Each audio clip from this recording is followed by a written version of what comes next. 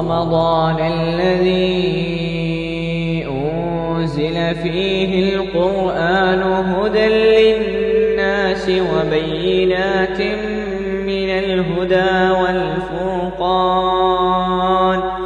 فمن شهد منكم الشهر فليصم ومن كان مريضا أو على سفر فعدة من أيام أخر يريد الله بكم اليسر ولا يريد بكم العسر ولتكملوا العدة ولتكبروا الله على ما هداكم وَلَعَلَّكُمْ تَشْكُرُونَ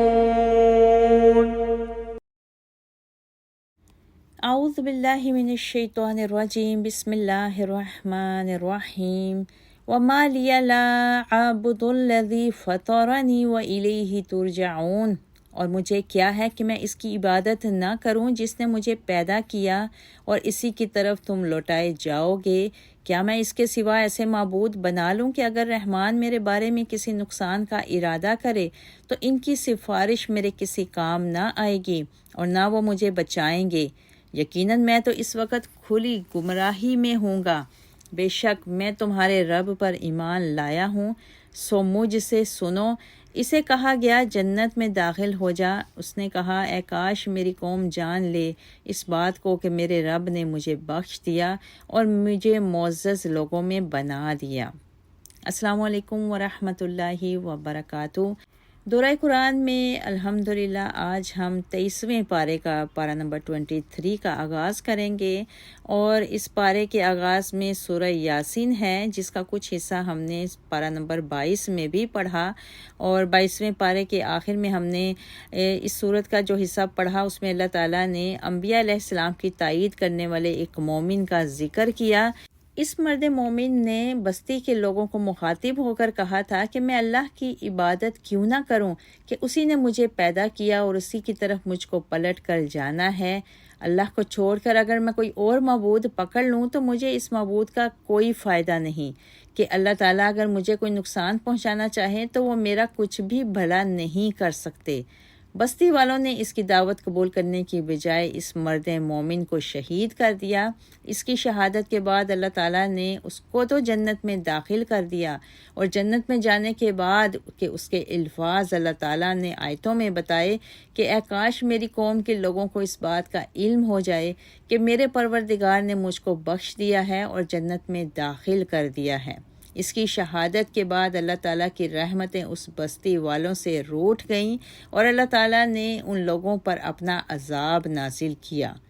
اللہ تعالیٰ نے اس سورہ یاسین میں اپنی بہت سی نشانیوں کا بھی ذکر کیا کہ اللہ تعالیٰ کی نشانیوں میں رات اور دن کا آنا جانا شامل ہے، اور اس کی نشانیوں میں سورج کا چلنا اور چاند کا گھٹنا بڑھنا بھی شامل ہے، اور اس کی نشانیوں میں کشتیوں کا سمندر میں چلنا بھی شامل ہے۔ سورہ یاسین میں اللہ تعالیٰ نے قیامت کی گھڑیوں کا بھی ذکر کیا کہ قیامت کے دن کافر یہ بات کہیں گے کہ ہمیں ہماری قبروں سے کس نے نکالا۔ بلا شبہ یہ رحمان کا وعدہ ہے اور رسول اپنی دعوت میں سچے تھے۔ اللہ تعالیٰ نے فرمایا کہ قیامت کے دن اللہ تعالیٰ مجرموں کے لبوں پر مہر لگا دیں گے اور ان کے ہاتھ اور قدم ان کے خلاف گواہی دیں گے، اور اسی طرح اللہ تعالیٰ نے جنتیوں کی خوشگوار زندگی کا بھی ذکر کیا کہ جنتی اپنی بیویوں کے ساتھ خوبصورت تختوں اور بچھونوں پر بیٹھے ہوں گے۔ اللہم انا اسألک جنت الفردوس واعوذ بک من النار، آمین یا رب العالمین۔ پھر سورہ یاسین میں اللہ تعالیٰ نے کافروں کے اعتراضات کا جواب بھی دیا ہے کہ کافر کہتے ہیں کہ کون ہڈیوں کو زندہ کرے گا جبکہ ہماری ہڈیاں چور چور ہو چکی ہوں گی۔ اللہ تعالیٰ نے فرمایا یحییھا الذی انشأھا اول مرہ وہو بکل خلق علیم، وہی ان ہڈیوں کو زندہ کرے گا جس نے پہلی مرتبہ ان کو پیدا کیا تھا اور اس کو ہر قسم کی تخلیق کی پوری خبر ہے۔ اس کے بعد سورۃ الصافات شروع ہوتی ہے۔ سورۃ الصافات میں اللہ تعالیٰ نے ستاروں کی تخلیق کے مقاصد بیان کیے کہ اللہ تعالیٰ نے ان ستاروں کے ذریعے آسمان کو زینت عطا کی، اور ان میں سے بعض ستاروں کو اللہ تعالیٰ آسمان کی خبریں چوری کرنے والے شیاطین کو مارنے کے لیے استعمال کرتے ہیں۔ اس صورت میں اللہ تعالیٰ نے جناب ابراہیم علیہ السلام کی عظیم قربانی کا بھی ذکر کیا کہ اللہ تعالیٰ نے ان کو خواب میں دکھلایا کہ وہ اپنے بیٹے حضرت اسماعیل علیہ السلام کے گلے پر چھری چلا رہے ہیں۔ حضرت ابراہیم علیہ السلام نے جناب اسماعیل علیہ السلام کو کہا کہ میں نے خواب میں دیکھا کہ میں تمہارے گلے پر چھری چلا رہا ہوں، اب بیٹے بتاؤ کہ تمہاری کیا رائے ہے؟ سیدنا اسماعیل علیہ السلام نے جواب میں کہا، بابا آپ وہ کام کریں جس کا آپ کو حکم دیا گیا ہے۔ حضرت ابراہیم علیہ السلام نے حضرت اسماعیل علیہ السلام کو پیشانی کے بل لٹایا تو اللہ تعالیٰ نے جناب ابراہیم علیہ السلام کو پکارا کہ آپ نے اپنے خواب کو سچا کر دکھایا ہے، اور اس طرح اللہ تعالیٰ نے ابراہیم اور اسماعیل علیہ السلام کی قربانی کو قبول فرما کر جہاں آخرت کی جزا کو ان کا مقدر بنا دیا، وہیں پر رہتی دنیا تک کے لیے بھی آپ کی قربانی کو ایک مثال بنا دیا۔ اس کے بعد اس بارے میں اللہ تعالیٰ نے جناب یونس علیہ السلام کا ذکر کیا کہ حضرت یونس علیہ السلام رسولوں میں سے تھے اور اللہ تعالیٰ نے ان کو 1,00,000 افراد کی طرف مبعوث فرمایا تھا۔ جناب یونس علیہ السلام جب مچھلی کے پیٹ میں چلے گئے تو انہوں نے اللہ تعالیٰ کی کثرت سے تسبیح کی تھی، اور اس تسبیح کی برکت سے اللہ تعالیٰ نے ان کو ایک بہت بڑی مصیبت سے نجات دے دی تھی۔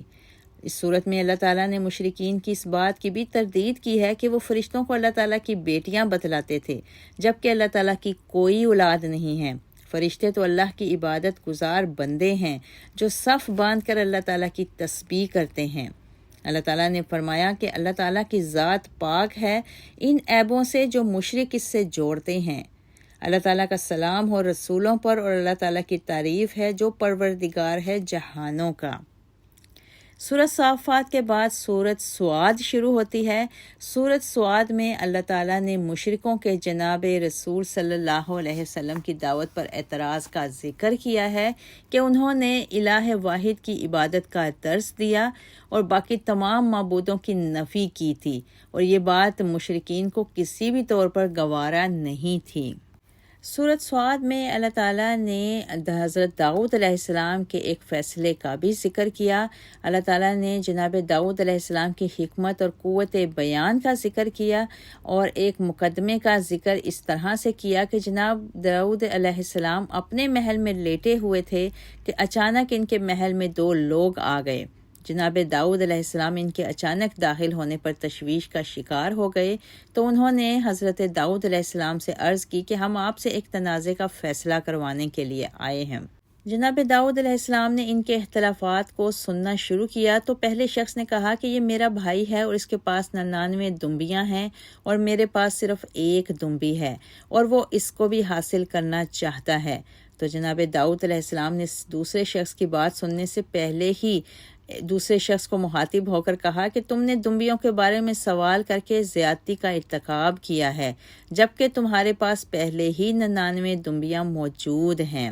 یک لخت داؤد علیہ السلام کے ذہن میں خیال آیا کہ مجھے دوسرے فریق کا موقف بھی سننا چاہیے تھا، اور آپ کو پھر اپنی اس رائے پر شدید صدمہ لاحق ہوا، اور آپ نے اپنی ایک روحانی غلطی کے ساتھ ساتھ اس رائے کی غلطی پر بھی اللہ تعالیٰ کے سامنے سجدہ ریز ہو کر اللہ سے رجوع کر لیا۔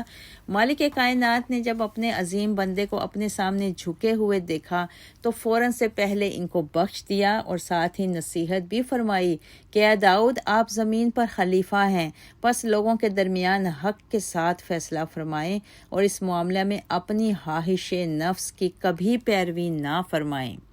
حضرت داؤد علیہ السلام کے اس واقعے کے بعد اللہ تعالیٰ نے حضرت سلیمان علیہ السلام کا ذکر بھی اس صورت میں کیا ہے۔ حضرت سلیمان علیہ السلام حضرت داؤد علیہ السلام کے بیٹے تھے، اور اللہ تعالیٰ نے آپ علیہ السلام کو بھی نبوت سے نوازا تھا۔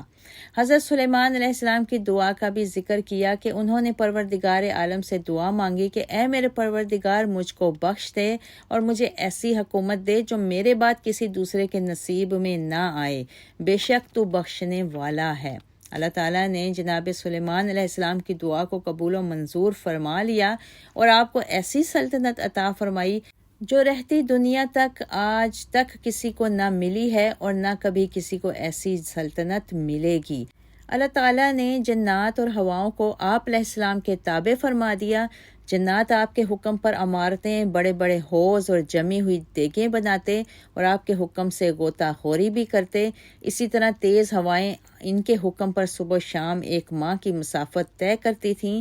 آپ کے دربار میں تمام چرند پرند کے نمائندے موجود ہوتے تھے۔ اللہ تعالیٰ نے آپ پر بہت زیادہ انعامات کیے، لیکن آپ اس تمام انعامات و اکرام کے باوجود بھی اللہ کی بندگی میں مشغول رہے اور اپنی توانائیوں کو اللہ کی توحید کی نشر و اشاعت کے لیے لگاتے رہے۔ اور جب بھی کبھی آپ کے علم میں یہ بات آئی کہ کہیں اللہ کی ذات کے ساتھ شرک ہو رہا ہے، تو آپ اس مقام تک رسائی حاصل کرتے اور لوگوں کو توحید کی دعوت دیتے۔ سبا کی ملکہ سے آپ کے تنازع کا اصل سبب یہی تھا کہ سبا کے رہنے والے لوگ اللہ کو چھوڑ کر سورج کی پرستش کر رہے تھے۔ اسی وجہ سے آپ نے ملکہ سبا کو اپنے دربار میں حاضر کر کے توحید کی دعوت دی، جس کو اس نے قبول کر لیا۔ اس صورت میں اللہ تعالیٰ نے جناب ایوب علیہ السلام کی بیماری اور شفا کا بھی ذکر کیا۔ جناب ایوب علیہ السلام بہت لمبے عرصہ تک بیمار رہے اور اس بیماری نے آپ کو پوری طرح بے بس کر دیا۔ جناب ایوب علیہ السلام نے اللہ تعالیٰ کے حضور دعا مانگی کہ اے پروردگار، شیطان مجھے تکلیف دے رہا ہے، آپ مجھ پر رحم فرمائیں، بے شک آپ سب سے زیادہ رحم کرنے والے ہیں۔ اس پر اللہ تعالیٰ نے جناب ایوب علیہ السلام کی دعا کو سن لیا اور ان کی تمام تکلیفوں کو دور فرما دیا۔ اللہ تعالیٰ نے صبر ایوب کا ایوب علیہ السلام کو بہترین صلہ دیا۔ اللہ تعالیٰ نے اس صورت میں جنت کے مناظر اور جہنم کی ہولناکیوں کا بھی بیان کیا ہے کہ بے شک اللہ سے ڈرنے والوں کے لیے ہمیشہ رہنے والی جنتوں میں اچھا ٹھکانہ ہے، جن کے دروازے اہل تقویٰ کے لیے کھلے ہیں۔ جنتی جنت میں گاؤ تکیوں پر ٹیک لگائے بیٹھے ہوں گے، وہاں وہ بہت سے پھل اور شراب منگوایا کریں گے اور ان کے پاس جھکی ہوئی نگاہوں والی ہم عمر دوشیزائیں ہوں گی۔ ایسے عالم میں ان کو کہا جائے گا کہ یہی ہیں وہ نعمتیں جن کا تم سے روز حساب ملنے کا وعدہ کیا جاتا تھا۔ بے شک یہ چیزیں ہماری عطا کردہ روزی ہے جو کبھی ختم نہیں ہوں گی۔ اہل تقویٰ کے مد مقابل اللہ تعالیٰ نے سرکشوں کے ٹھکانے جہنم کا ذکر کیا، جس میں وہ داخل ہوں گے جو بہت برا بچھونا ہے۔ اس میں کھولتا ہوا پانی اور پیپ کا عذاب ہوگا، پس وہ لوگ اس عذاب کو چکھتے رہیں گے اور اسی قسم کے دوسرے عذاب ہوں گے۔ اس عذاب کے دوران میں جہنمی ایک دوسرے کو مخاطب ہو کر کہیں گے کہ کیا وجہ ہے کہ ہم یہاں ان لوگوں کو نہیں دیکھ رہے جنہیں ہم برے لوگوں میں شمار کیا کرتے تھے؟ کیا ہم بے سبب ان کا مذاق اڑاتے تھے یا ہماری آنکھیں انہیں دیکھ نہیں پا رہیں؟ اللہ تعالیٰ اہل نار کی اس بحث و تمہیز کا ذکر کر کے فرماتے ہیں کہ بے شک اہل نار کا آپس میں جھگڑنا ایک حقیقت ہے۔ سورۃ الصاد کے بعد سورۃ الزمر کا آغاز ہوتا ہے۔ مسند احمد میں حضرت عائشہ رضی اللہ تعالی عنہما فرماتی ہیں کہ ہر رات سونے سے پہلے نبی کریم صلی اللہ علیہ وسلم سورۃ بنی اسرائیل اور سورہ زمر کی تلاوت فرمایا کرتے تھے۔ اس کی وجہ غالباً یہ بھی ہے کہ سورہ زمر مکمل توحید کے دلائل پر مشتمل ہے اور اس میں شرک سے مکمل برات کا اعلان کیا گیا ہے۔ سورہ زمر میں اللہ تعالیٰ نے پیارے نبی صلی اللہ علیہ وسلم کو فرمایا کہ اللہ تعالیٰ نے آپ پر حق کے ساتھ کتاب کو نازل کیا ہے، پس آپ مخلص ہو کر اللہ تعالیٰ کی عبادت کریں۔ اللہ تعالیٰ فرماتے ہیں کہ بہت سے لوگ اللہ تعالیٰ کے علاوہ مددگار تلاش کرتے اور کہتے ہیں کہ ہم ان کی پوجا اس لیے کر رہے ہیں کہ یہ ہمیں اللہ تعالیٰ کے قریب کر دیں۔ اللہ تعالیٰ فرماتا ہے کہ ان اختلافات کا فیصلہ وہ خود فرمائیں گے اور بے شک وہ جھوٹ بولنے والے گمراہوں کو کچھ ہدایت نہیں دیتا۔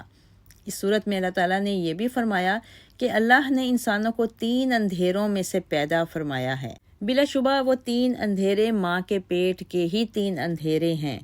اس کے علاوہ اس صورت میں اللہ تعالیٰ فرماتے ہیں کہ حقیقی گھاٹا ان لوگوں کے لیے ہے جن کو اللہ تعالیٰ نے آخرت میں گھاٹا دیا، اور یہ وہ لوگ ہیں جن کو اوپر اور نیچے سے آگ کا عذاب سہنا ہوگا، اور ان کے مقابلے میں جنتیوں کو ایسے کمرے ملنے والے ہیں جن کے نیچے سے نہریں بہتی ہوں گی۔ یہ اللہ کا وعدہ ہے اور اللہ تعالیٰ اپنے وعدوں کے خلاف نہیں کرتا۔ جنت کے بالا خانے جنتیوں کے لیے ہوں گے۔ اللہ تعالیٰ نے یہ بھی بتا دیا کہ جس کے سینے کو اللہ تعالیٰ اسلام کے لیے کھول دے وہ اپنے رب کی طرف سے روشنی پر ہے، اور بد نصیب ہیں وہ لوگ جو کھلی گمراہی میں ہیں۔ اور پارہ کے آخر میں اللہ تعالیٰ فرماتا ہے کہ اللہ تعالیٰ نے بہترین بات کو نازل کیا ہے، یعنی قرآن مجید، جس کے مضامین میں ہم آہنگی اور تکرار بھی ہے۔ اس کو پڑھنے کے بعد جن کے دلوں میں اللہ کا خوف ہوتا ہے ان کے رونگٹے کھڑے ہو جاتے ہیں، پھر ان کے رونگٹے اور دل اللہ کی طرف متوجہ ہو جاتے ہیں، اور جس کو اللہ گمراہ کر دے اس کو کوئی ہدایت دینے والا نہیں۔ اللہ تعالیٰ سے دعا ہے کہ اللہ تعالیٰ ہمیں قرآن پاک پڑھنے، سمجھنے اور اس پر عمل کرنے کی توفیق عطا فرمائے، آمین۔ وآخر الدعوانا ان الحمد للہ رب العالمین۔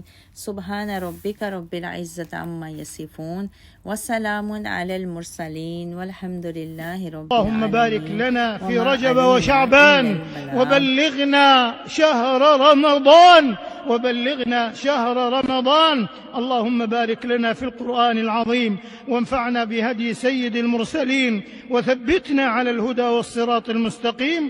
اللهم بارك لنا